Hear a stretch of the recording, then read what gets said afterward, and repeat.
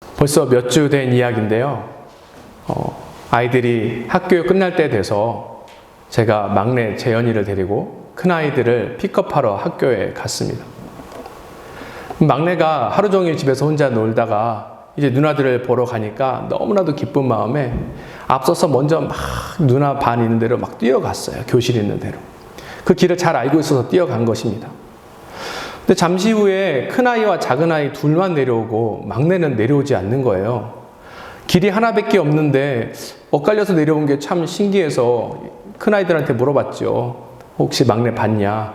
그랬더니 못 봤다 이렇게 이야기하는 것입니다. 학교가 끝나니까 아이들이 많이 왔다 갔다 하니까 못 볼 수도 있겠다 생각이 들어서 함께 다시 교실로 올라갔습니다. 그런데 아무리 찾아봐도 이 아이가 보이지 않는 거예요. 그래서 그때 또 길이 엇갈려서 먼저 차 있는 곳으로 파킹랏으로 갔을 수도 있겠다라는 생각이 들어서, 근데 파킹랏은 차가 다니고 또 모르는 사람들이 왔다 갔다 하니까 위험하잖아요. 그래서 놀란 마음에 얼른 뛰어가서 이곳저곳을 살펴봤습니다. 그래도 막내가 보이지 않는 거예요.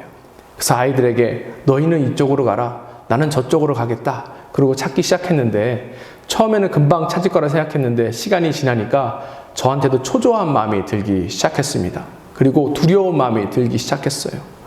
최악의 순간이 생각이 나는 거예요. 우리 귀여운 막내 잊어버리면 어떡하나. 평생 얘 없이 살 수 있을까. 막 그런 생각이 들면서 어쩔 줄 몰라서 이리저리 헤매고 있는데 학교에서 방송이 나왔습니다. 리 패밀리 집에 가지 말고 돌아와라. 막내가 여기 선생님이랑 같이 있다. 이 얘기를 들었는데 그 얘기를 듣고 얼마나 기뻤는지 모릅니다. 3살에서 5살 정도 되는 아이들은 호기심이 많다라고 해요. 그래서 그 시기가 같이 부모랑 어딜 갈 때에 잃어버리기 가장 쉬운 나이라고 합니다.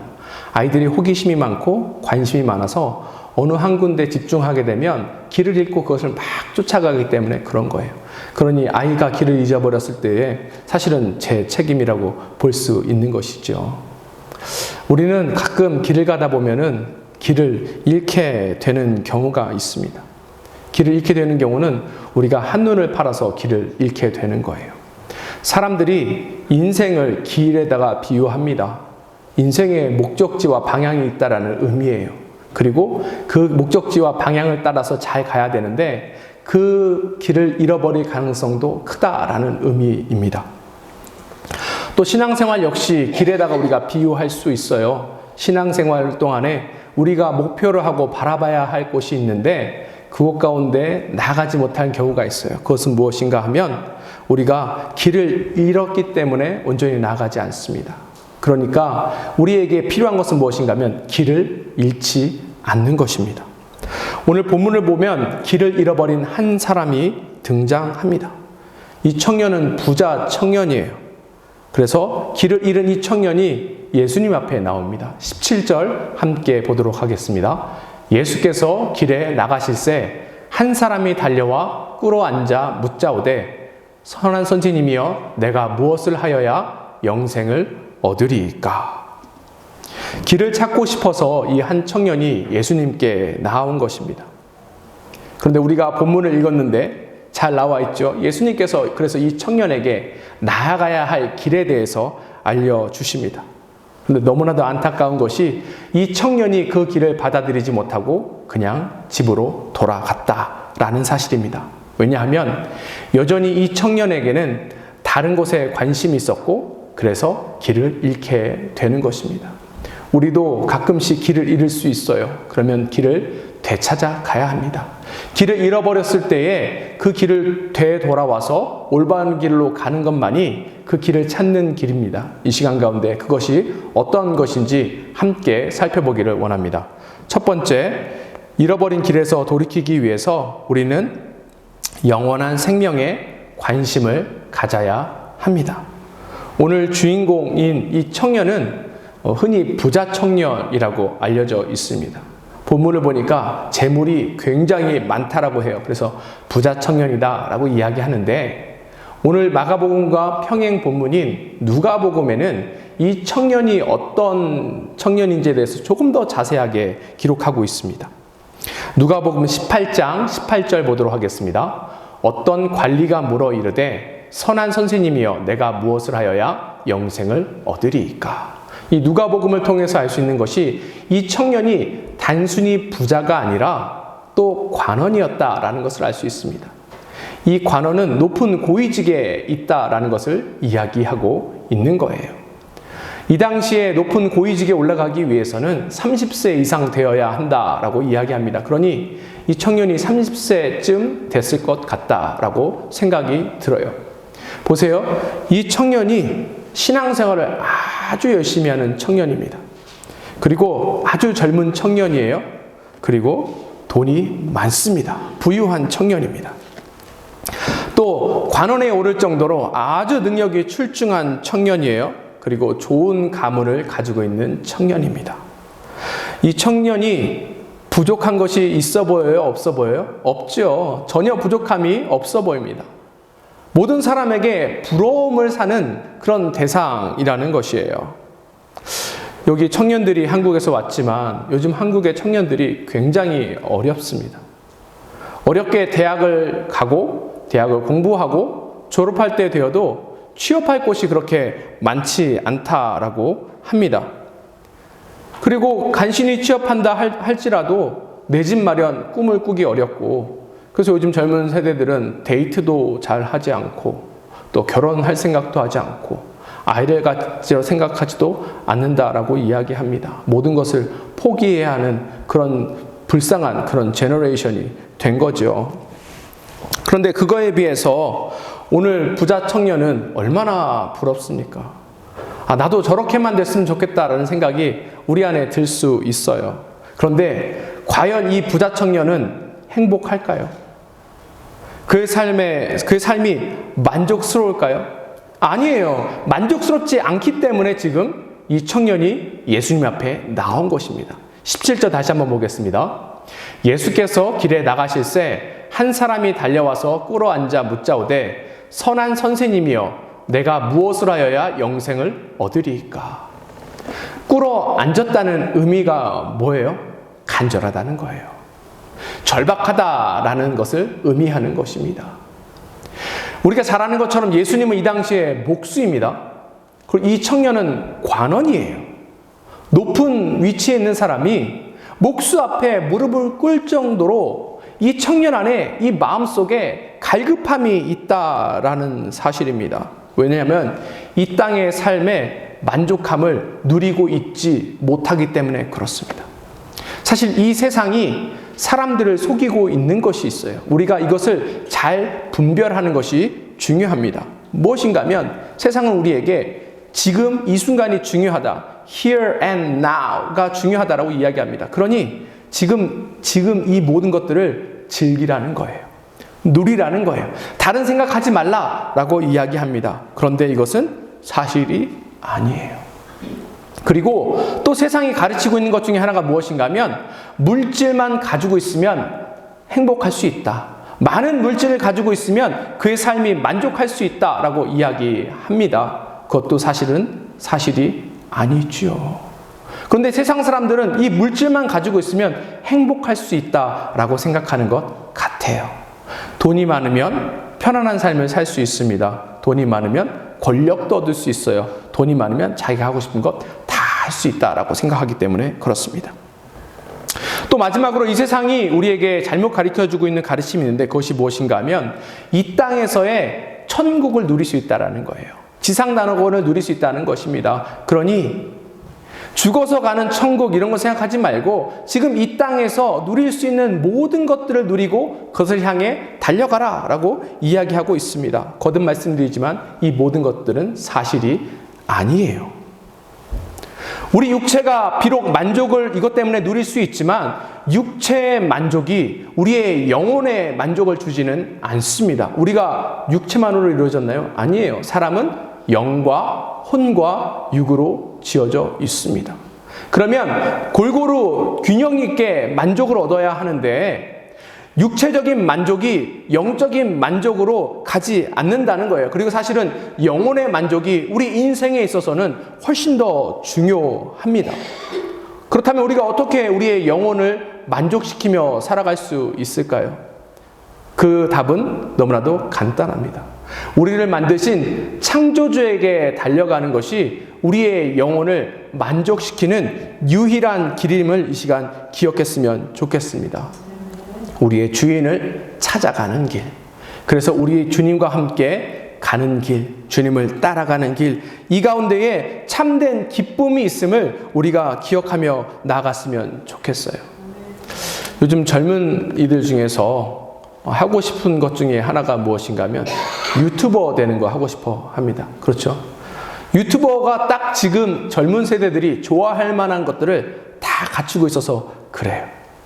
자기가 원하던 거, 하고 싶은 거, 기뻐하는 일을 하면서 인기도 얻을 수 있고 돈도 얻을 수 있고 그렇습니다. 그러니 보면 뭐 여행 유튜버 이런 사람들 보면 가끔 부럽기도 해요. 평소에 가보지 못했던 곳들, 또 많은 사람들이 가보지 못했던 곳들을 막 다닙니다. 그 가운데 그 여행하면서 즐기는 것들도 누리고 또 그것으로 인하여서 인기도 얻고 명예도 얻고 또 돈도 얻습니다. 참 좋은 직업인 것 같다라는 생각이 드는데 그럴까요? 아니에요. 미국에 한 유튜버가 있습니다. 무려 구독자가 170만 명이나 된다라고 합니다. 저희 교회도 유튜브 하는데 구독자가 19명입니다. 얼마나 이게 큰 차이가 나는지 아시겠죠? 그리고 총 그 조회수가 1억 5,500만 회나 된다라고 합니다. 그런데 이 유튜버가 지난해 연말에 은퇴를 선언했어요. 왜냐하면 만족을 누릴 수 없다라고 고백했기 때문에 그렇습니다.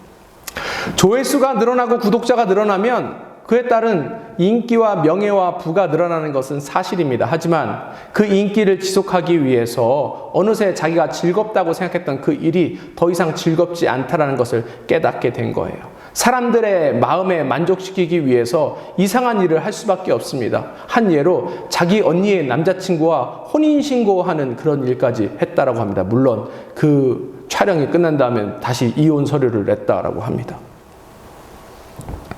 그런데 계속해서 그 일을 하는 것이 만족스럽지 않고 결국은 슬럼프에 빠졌어요. 길을 잃게 된 것입니다. 이 땅에서의 삶에 우리가 집중하고 관심을 갖게 되면 우리가 길을 잃어버리기 쉽습니다. 우리가 나아가야 할 길은 앞에 말씀드린 것처럼 우리를 창조하신 우리 창조주 앞에 온전히 나아가는 길이기 때문에 그래요. 주님과 교제하는 길 가운데 영원한 기쁨이 있고 그 가운데 참된 안식이 있음을 우리가 기억하면서 우리가 길을 잃었을 때에 이 세상의 것들보다는 영원한 것에, 영혼에 더욱더 관심을 가지며 나아갔으면 좋겠습니다.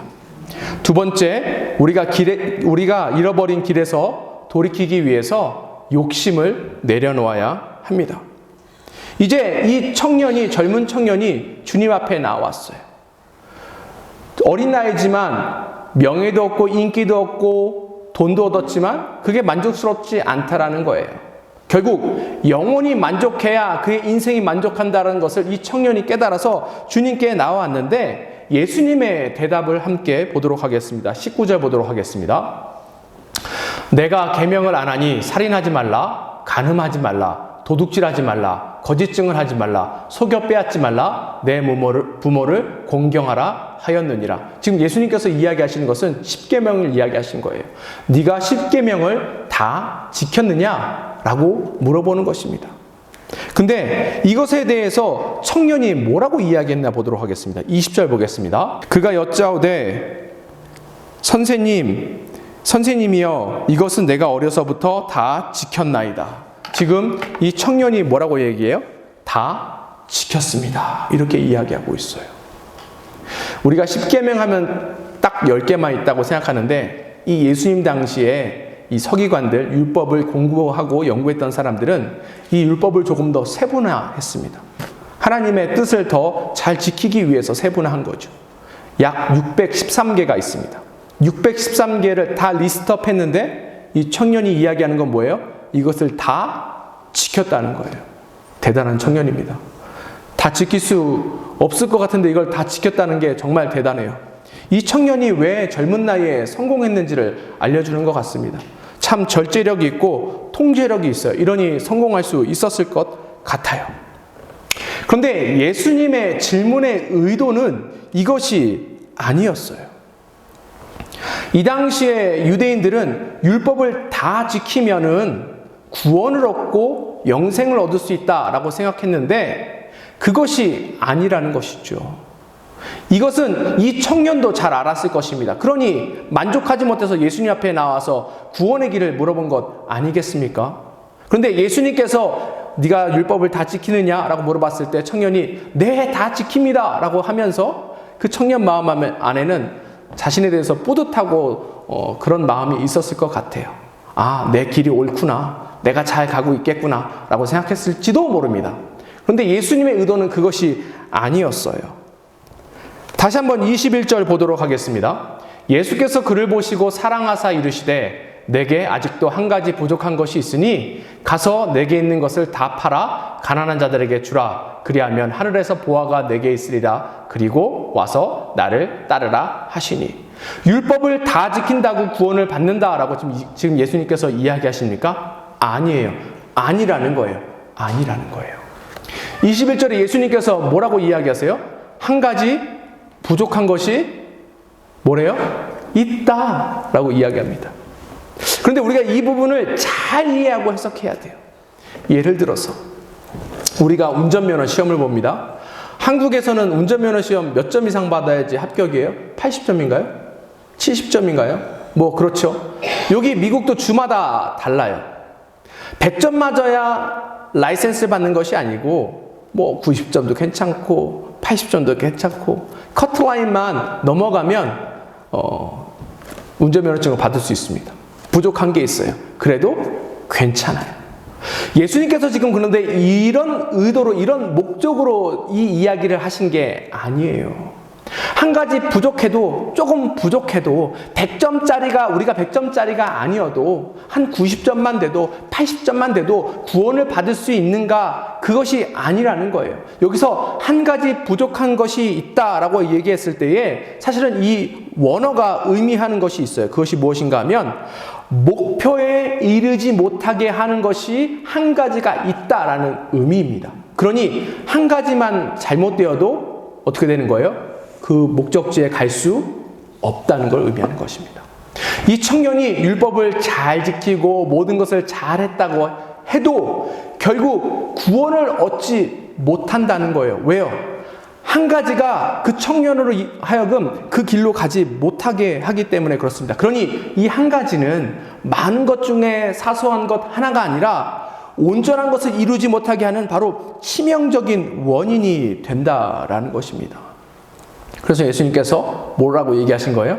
너의 재산을 다 팔아서 그것을 가지고 불쌍한 사람들을 도와주고 그 이후에 나를 따르라 라고 이야기합니다. 그리고 이 일이 하늘에 보화를 쌓는 일이다 라고까지 예수님께서 설명해 주시는데 청년이 예수님을 따라갑니까? 안 따라갑니까? 22절 보겠습니다. 그 사람은 재물이 많은 거로 이 말씀으로 인하여 슬픈 기색을 띠고 근심하며 가니라. 어떻대요? 안 따라갔어요. 왜 안 따라갔어요? 돈이 너무 많아서 안 따라갔다라고 합니다. 떠날 때에 슬픈 기색을 하며 갔다라고 이야기하는데 이 의미는 무엇인가 하면 비탄에 빠져서 갔다는 거예요. 비탄에 빠져서. 결단코 그것을 할 수 없기 때문에 그 슬퍼한다라는 의미이죠. 이 청년이 재물이 많습니다. 단순히 재물이 많은 것 때문에 구원을 받지 못하고 영원한 안식에 나아가지 못하는 것입니까? 그것이 아니에요. 우리가 잘 이해해야 합니다. 하나님께서 부자를 싫어하시는가? 아니에요. 이 당시에 유대인들은 어떻게 믿었냐면 하나님 말씀을 잘 따르고 순종하면 하나님께서 재물에 축복을 주신다라고 생각했어요. 그러니 이 청년은 스스로 느낄 때에 내가 하나님을 잘 따랐기 때문에 부자가 됐다라고 생각하는 것이고 또 주변에 있는 사람들도 그 청년을 볼 때에 아, 저 청년은 열심히 하나님 섬겼으니까 부자가 됐거니 이렇게 생각을 했어요. 그런데 예수님이 그게 아니라는 거예요. 왜 그런가? 이 재물 자체는 문제가 없습니다. 돈 자체에 문제가 있는 것이 아니에요. 그런데 중요한 것은 무엇인가 하면 이 재물을 가지고 바라보는 그 재물관이 잘못되어 있기 때문에 그렇다는 것입니다. 누가복음 16장 13절 함께 보도록 하겠습니다. 집 하인이 두 주인을 섬길 수 없나니 혹 이를 미워하고 저를 사랑하거나 혹 이를 중히 여기고 저를 경히 여길 것임이라. 너희는 하나님과 재물을 겸하여 섬길 수 없느니라. 뭐가 문제가 되냐면 너무 재물을 사랑하다 보면 재물이 하나님이 된다라는 거예요. 그래서 하나님을 섬기기보다 재물을 섬기기 때문에 이것이 문제가 된다라고 이야기하고 있는 것입니다. 이 청년에게 있어서 재물이 하나님입니까? 그랬을 것 같아요. 왜요? 우리가 한번 생각해 볼게요. 우리가 만약에 풍족한 그런 돈이 있다라면 얼마나 우리 삶이 편안하겠습니까? 하고 싶은 것 다 하고, 먹고 싶은 것 다 하고, 누릴 수 있는 것 다 누리고 전혀 불편함이 없을 거예요. 그리고 우리가 재물이 많으면 우리의 가치가 높아 보일 것입니다. 사람들이 왜 명품 좋아해요? 명품 가방과 그렇지 않은 가방의 그 퀄리티에 큰 차이점이 있나요? 아니에요. 요즘엔 퀄리티 자체에는 큰 차이점이 없습니다. 차이는 뭐예요? 그 브랜드가 가지고 있는 가치입니다. 좋은 브랜드의 것을 갖고 있으면 그 사람이 고급져 보인다는 거예요. 비록 그 안에 연약함과 부족함이 있을지 모르지만 명품을 걸침으로 인해서 그 부족함과 연약함이 감춰질 수 있다라는 것입니다. 그러니 그 삶 가운데, 그 모습 가운데 부족하고 연약하고 결핍과 약점이 많을수록 재물을 통해서 그것을 감추려는 것이 우리들 마음속에 있다라는 거예요. 중요한 것은 이런 길로 나아가게 되면 어떻게 돼요? 우리가 길을 잃게 되는 거예요. 마치 탐욕이라는 바이러스가 우리 삶에 들어와서 우리 삶을 망치는 것과 같습니다. 탐심은 일정 부분 우리가 필요한 것 이상으로 원하는 거예요. 밥 먹는 것 중요하죠. 옷 입는 것 중요하죠. 우리가 누리는 것 중요합니다. 그런데 지금 성경에서 이야기하는 것은 뭐예요? 과도하게 어떤 것을 가지려고 하는 것, 그게 문제이고 그것이 탐심이라고 이야기합니다. 골로새서 3장 5절 보도록 하겠습니다. 그러므로 땅에 있는 지체를 죽이라. 곧 음란과 부정과 사욕과 악한 정욕과 탐심이니 탐심은 우상 숭배니라. 탐심이 뭐라고요? 우상 숭배다라고 이야기합니다. 근데 오늘 이 말씀을 보면서 우리의 대다수는 안심을 할지 모릅니다. 왜요? 우리는 이 청년과 같이 그렇게 재물이 많지 않아요. 근데 기억해야 될 게 우리가 가난하니까 청빈해 보이는 것이지 정말 우리가 영적으로 청빈한 것은 아니라는 것입니다. 우리가 가난해도 우리 안에는 탐심이 있을 수 있다라는 거예요. 그리고 탐심이 있으면 우리는 길을 잃어버립니다. 우리 안에 탐심이 있는지 없는지 한번 이 시간 테스트를 해볼까요? 만약에 지금 생각했을 때 우리 안에 만족함을 얻지 못하는 것이 있다라고 한번 생각해 보겠습니다. 한번 그걸 찾아보겠습니다. 이것이 없어서 불행하다라고 생각하는 것이 다 사람들 안에 있을 거예요. 그것이 우리의 탐심입니다. 그것이 없다고 우리가 불행한 것이 아니기 때문에 그래요. 또 예수님께서 부자 청년에게 이야기하신 것처럼 우리가 가지고 있는 것 어떤 것을 만약에 오늘 하나님께서 빼앗아 가신다면 이것이 불행하겠다라고 느끼는 것 있죠? 그것이 우리의 탐심일 수 있습니다.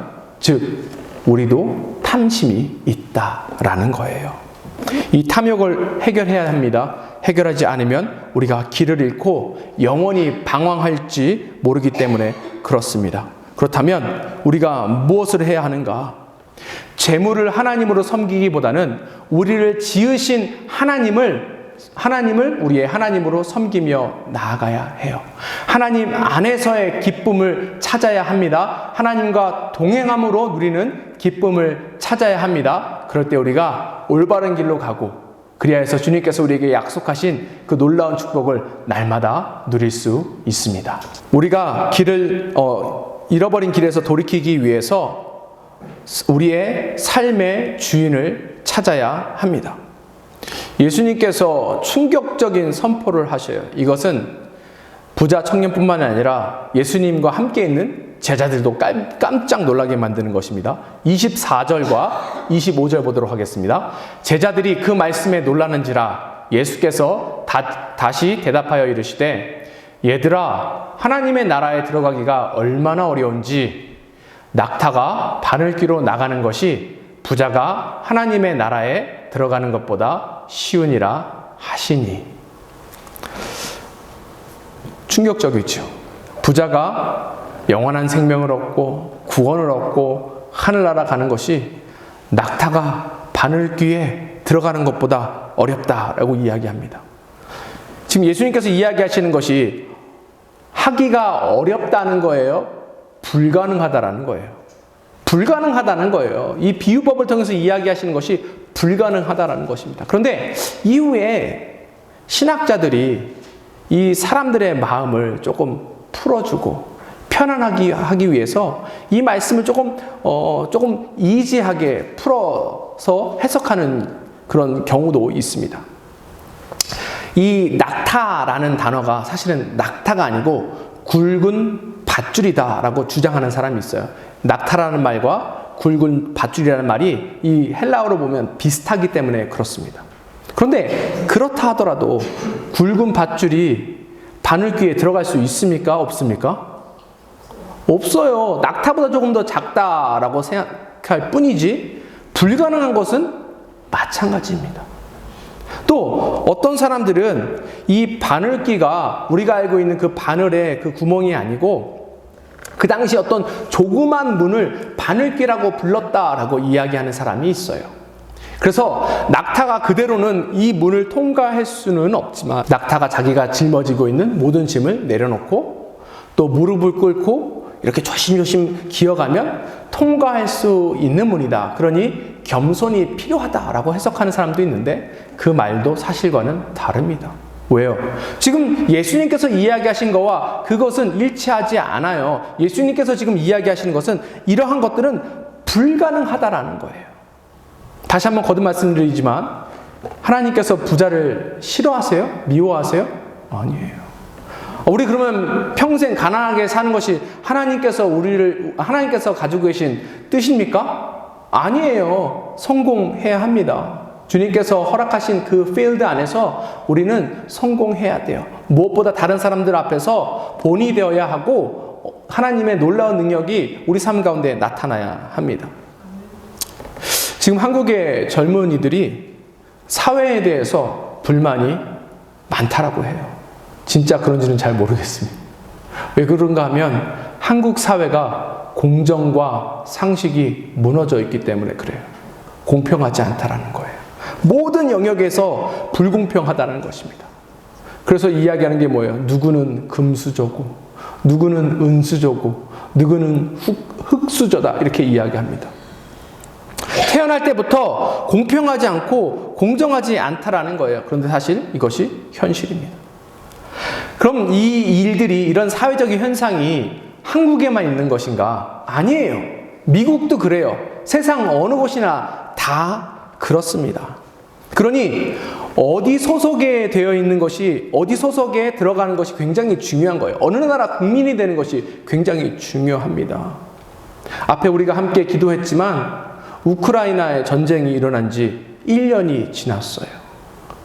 단지 그 땅에 살고 있는 것 하나만으로 젊은이들은 아무 이유 없이 전쟁에 끌려가서 죽을 수밖에 없는 그 위험에 처해 있습니다. 과거에 한국도 너무나도 가난하고 살기 어려워서 많은 사람들이 보다 나은 기회를 찾아서 미국으로 이민을 오고 그랬죠. 그래서 미국의 이민사회가 생기기 시작한 것입니다. 어느 나라 사람인가, 어느 소속에 있는가, 어느 단체에 있는가가 중요해요. 왜요? 그 단체가 우리를 보호하고 지켜줄 수 있는 힘이 있으면 우리가 그 가운데 어려움을 누리지 않고 나아갈 수 있기 때문에 그렇습니다. 그러니 제가 말씀드리는 게 흙수저 금수저 괜찮다, 공정과 상식 없어도 괜찮다라고 말씀드리는 것이 아니라, 그러니 우리가 더 나은 곳으로 들어가야 될 필요가 있다라고 이야기하는 거예요. 다시 우리 청년이 왜 주님께서 초대하셨는데 그 길을 포기했는지에 대해서 살펴보도록 하겠습니다. 이 청년에게 있어서 돈이 인생의 전부라고 생각했기 때문에 이 청년은 그 돈을 포기할 수 없었던 거예요. 그리고 그가 중요하다라고 생각하는 이 재물을 지키기 위해서 이 청년은 계속해서 그의 삶을 그 재물을 지키는데 최선을 다해 나가고 보다 많은 재물을 얻기 위해서 최선을 다해서 살아가게 됩니다. 왜요? 그의 인생 가운데 돈은 늘 필요하기 때문에 그래요. 그러니 이 삶이 힘들고 지칠 수밖에 없어요. 왜요? 자기가 나중에는 자기의 인생을 책임져야 하는 그 순간이 오기 때문에 그렇습니다. 우리가 완벽하지 않아요. 완벽한 사람 아무도 없습니다. 자기가 자기의 인생을 책임진다라는 말 멋지죠? 멋지게 들리죠? 우리가 우리의 인생을 책임지고 나간다. 얼마나 멋진 이야기입니까? 하지만 그렇지 않다라는 거예요. 이러한 얘기는 어리석은 이야기입니다. 어떻게 우리가 우리의 인생을 책임집니까? 내일 일을 알 수 있어요? 한 달 후의 일을 우리가 알 수 있습니까? 다만 우리가 계획을 하고 이렇게 삶이 진행될 것 같다 예상은 하지만 그것을 우리 힘과 능력으로 컨트롤할 수 있냐고요? 없어요. 없습니다. 그러니 자기가 자기 인생을 책임지는 그런 사람은 늘 삶 가운데에 그 수고 가운데에 살아갈 수밖에 없다라는 것입니다. 마태복음 11장 28절 보도록 하겠습니다. 수고하고 무거운 짐진 자들아 다 내게로 오라 내가 너희를 쉬게 하리라. 현대인들은 저마다 가지고 있는 무거운 짐들이 있어요. 그것이 무엇인지 각자가 다 다를 수 있습니다. 하지만 그 무거운 짐을 짊어지고 가는 이유가 무엇인가 하면 우리 스스로가 우리의 삶을 해결하려고 하기 때문에 그래요. 우리 스스로가 우리의 삶을 책임지려고 하기 때문에 그렇습니다. 그런데 오늘 이 마태복음 11장 28절에서 예수님께서 우리에게 주시는 권면은 뭐예요?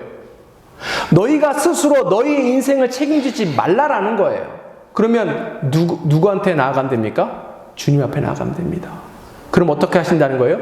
예수님께서 우리 인생을 책임져 주신다는 것입니다. 주인을 바꾸라는 거예요. 내가 내 삶의 주인이 아니라 우리 주님이 우리 삶의 주인으로 되면 간단하게 이 모든 것들이 해결된다는 것입니다. 28절부터 30절 보도록 하겠습니다. 베드로가 여짜와 이르되 보소서 우리가 모든 것을 버리고 주를 따랐나이다. 예수께서 이르시되 내가 진실로 너희에게 이르노니 나와 복음을 위하여 집이나 형제나 자매나 어머니나 아버지나 자식이나 전토를 벌인 자는 현세에 있어 집과 형제와 자매와 어머니와 자식과 전토를 100배나 받되 박해를 겸하여 받고 내세에는 영생을 받지 못할 자가 없느니라. 주인을 바꾸면 우리가 불행한 인생에 빠질 것 같다라는 착각을 가질 수가 있습니다. 지금 이 청년이 가진 착각이에요. 내 재산을 다 팔아서 남 주면 나는 뭐 먹고 살아? 내 인생은 뭐가 되지? 한순간에 빈털터리가 되네. 아, 주님을 따르는 길은 어려운 길이구나. 이것을 선택하면 패가망신할 수 있겠다라고 생각하는데 지금 읽은 28절부터 30절까지 예수님께서 그 제자에게 말씀하신 것은 뭐예요? 오히려 주인을 바꾸고 주님을 따르면 더 큰 이득을 얻게 된다는 것을 이야기하고 있는 것입니다. 자기가 자기 인생을 책임지는 것보다 주님께서 우리의 인생을 책임지게 되면 100배나 더 많은 이익을 얻는데요. 100배나 더 얻습니다. 그러면 이제는 가치 판단해야 되는 거예요.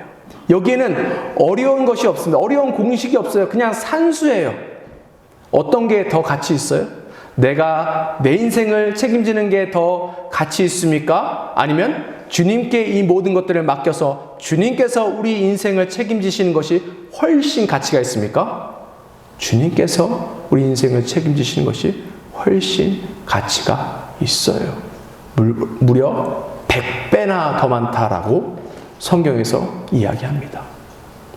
이 100배는 죽어서 누리는 100배 아니에요. 보이지도 않고 뭐 죽어본 적도 없고 그게 정말 있는지 없는지도 모르겠어요. 아니에요. 지금 이야기하는 게 무엇입니까? 이 땅에서도 100배고 죽어서도 100배다라고 이야기하고 있습니다. 그런데 이 말씀 가운데 도전이 되는 말씀이 하나가 있어요. 우리에게 걸림돌이 되는 말씀이 하나가 있습니다. 30절에 보니까 뭐라고 써 있어요? 전토를 100배나 받되 박해를 겸하여 받고. 다른 말로 표현하자면 고난을 겸하여 받고 어려움을 겸하여 받고. 사실 이것이 우리의 인생을 힘들게 하는 것입니다. 우리가 이론적으로는 알 수 있어요. 하나님을 믿고 하나님을 따르는 길, 주님께서 주시는 축복과 이 모든 것들 너무나도 귀하고 좋고 만족한다라고 느낄 때가 있는데, 그러다가도 어느 순간 찾아오는, 우리 삶 가운데 찾아오는 여러 가지 고통들, 아픔들, 핍박들, 박해들 찾아오면 포기하고 싶은 거예요. 이 길이 아니다라고 생각이 드는 것입니다. 그렇다고 그 길을 돌이켜서 다시 세상으로 나아갈 수 있을까요? 아니에요.